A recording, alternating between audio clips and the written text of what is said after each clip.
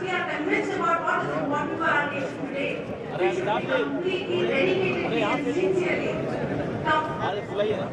completely focused on that we have identified as nation building for our designated lawyer supreme court से request करूंगा श्री मोदी जी का shawl भेंट करके स्वागत करें।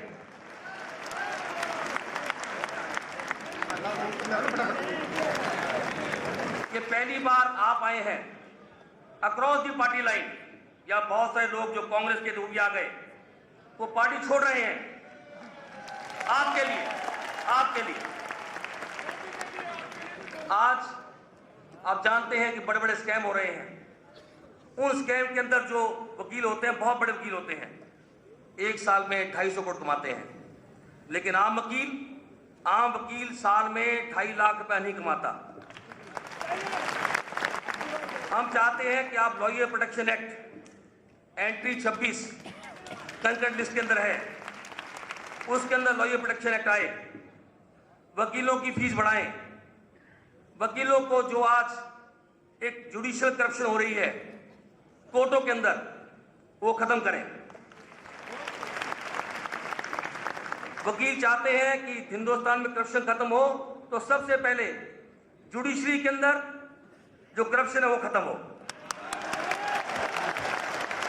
किसी लोकपाल की जरूरत नहीं है, अगर जुडिशरी ऑनेस्ट होगी।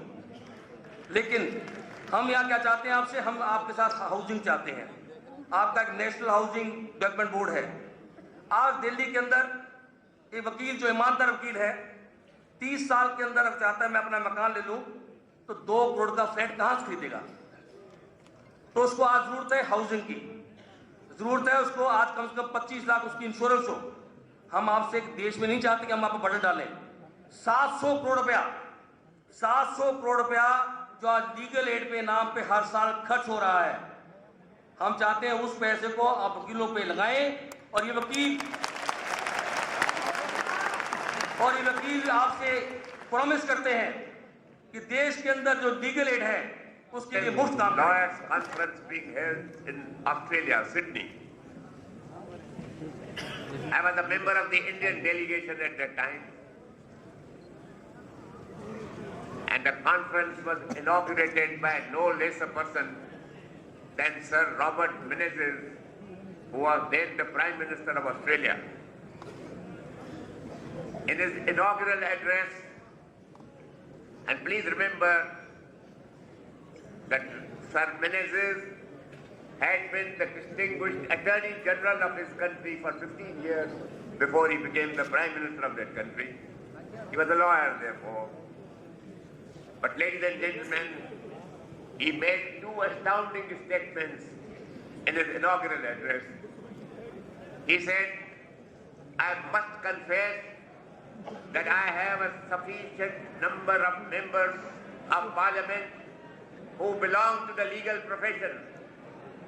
And I tell you that I shall not remain the Prime Minister of this country if that number of lawyers in my party goes below a certain. आदरणीय श्री राम जेठमलानी जी, श्रीमान राजीव खोसला जी, श्री विनोद शर्मा जी, श्री अनिल सोनी जी, श्री लता कृष्णमूर्ति जी, श्री नीरज जी, श्रीमान वाइको जी, मीनाक्षी लेखी जी, मंच पर विराजमान सभी वरिष्ठ महानुभाव और विशाल संख्या में पधारे हुए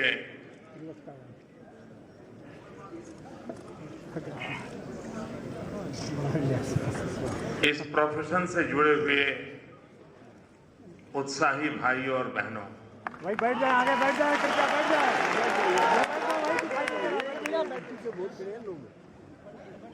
मैं जब इस कार्यक्रम के लिए हाँ कहा और जब मैं आ रहा था तो मन में मुझे ऐसा लग रहा था कि बड़ा गंभीर माहौल होगा।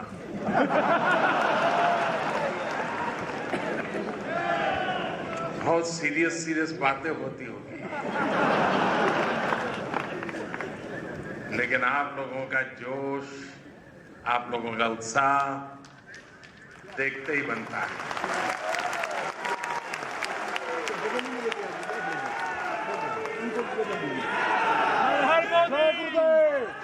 दोस्तों, मैं आपका बहुत आभारी हूं।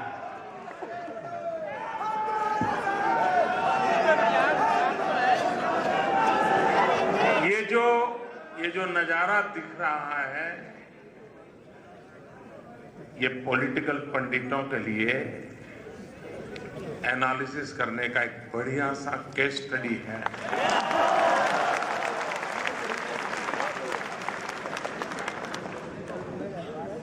क्या कारण है ये उमंग, ये उत्साह, ये हौसला, क्या कारण है?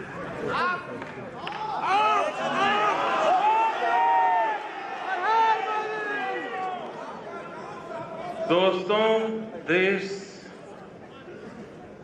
इन सरकारों से तंग आ चुका है। देश ऐसी सरकारों को झेलने के लिए तैयार नहीं है। ऐसी व्यवस्थाएं, ऐसा व्यवहार, ऐसी वाणी, यह देश लंबे समय तक झेलने के लिए तैयार नहीं है। देश तंग आ चुका है।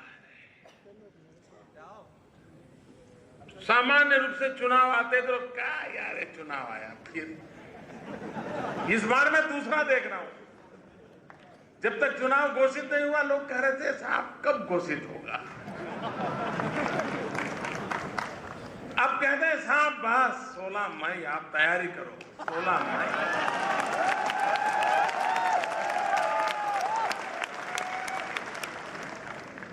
और इसलिए शायद हिंदुस्तान के चुनावी इतिहास में एक ऐसी अद्भुत घटना है कि जहां चुनाव राजनीतिक दल नहीं लड़ रहे हैं, जहां चुनाव कोई व्यक्ति नहीं लड़ रहा। देश का ये पहला चुनाव ऐसा है जो जनता जनार्दन लड़ रही है।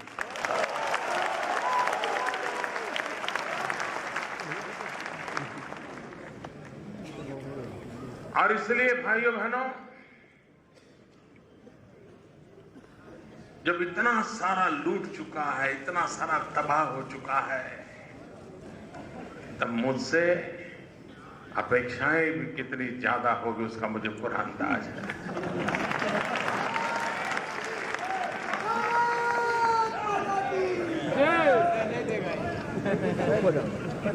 लेकिन कभी कभी घना अंधेरा क्यों न हो भाइयों, एक दीप अंधेरे को भगा सकता है।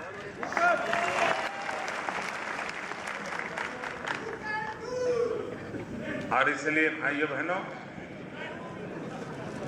और जब मैं वकील मित्रों के बीच आया हूं, वैसे मुझे ज्यादा आप मित्रों को मिलने का सौभाग्य बहुत कम मिला है।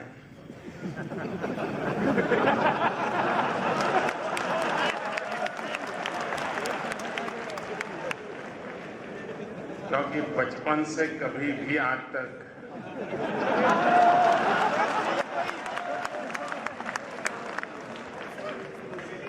स्कूटर के रॉन्ग पार्किंग का भी गुनाह नहीं किया है।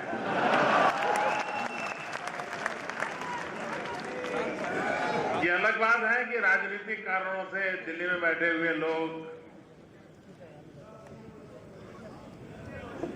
शायद जैसे राम जेठमलानी जी को दिखता था, बहुत सालों से दिखता था, उस प्रकार से कांग्रेस वालों को भी दिखता होगा।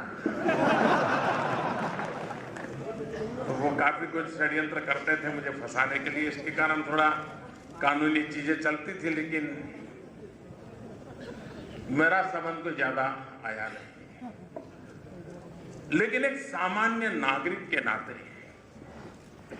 मैंने हमेशा ये अनुभव किया है, ये माना है कि ईश्वर के बाद न्याय की अगर कोई जगह है तो वो हमारी न्याय व्यवस्था है।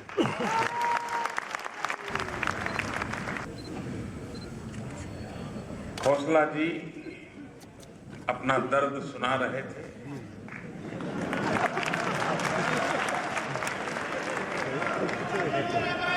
वो स्वभाव से संघर्षवीर है, लड़ना जूझना उनके डीएनए में है।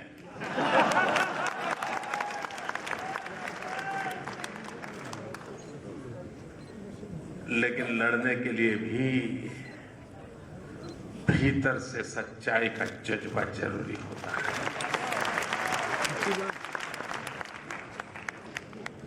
अगर हम हिंदुस्तान के आजादी के आंदोलन की ओर देखें तो हमने देखा है कि ज्यादातर इस प्रोफेशन के लोगों ने आजादी के आंदोलन का नेतृत्व किया है।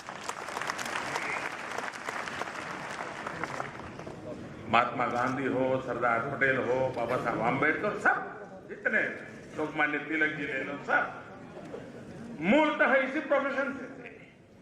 क्रांतिकारी बने वो भी इसी प्रोफेशन से जुड़े हुए थे, जय वीर सावरकर जैसे। और इसलिए इस प्रोफेशन में जो आदमी आता है, जो इंसान आता है, इस क्षेत्र को चुनता है ना, तो उसके भीतर एक ललक होती है, उसके मन में एक स्पिरिट होता है, अन्याय के सामने जूझना, न्याय के लिए मर मिटना, ये उसके मूलतः उसके पिंड में होता है। और तभी तो उस प्रोफेशन में आता है। और लोकतंत्र में गरीब से गरीब की आवाज की सुनवाई,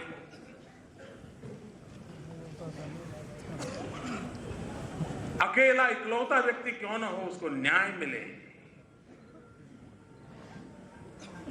ये बहुत स्वाभाविक आवश्यकता रहती है। और इसलिए किसी देश की पहचान जब विश्व के किसी व्यक्ति को पता होता कि ये बहुत ही डेमोक्रेटिक कंट्री है, तो अपने आप उसके प्रति देखने का भाव उसका बड़ा बदल जाता है।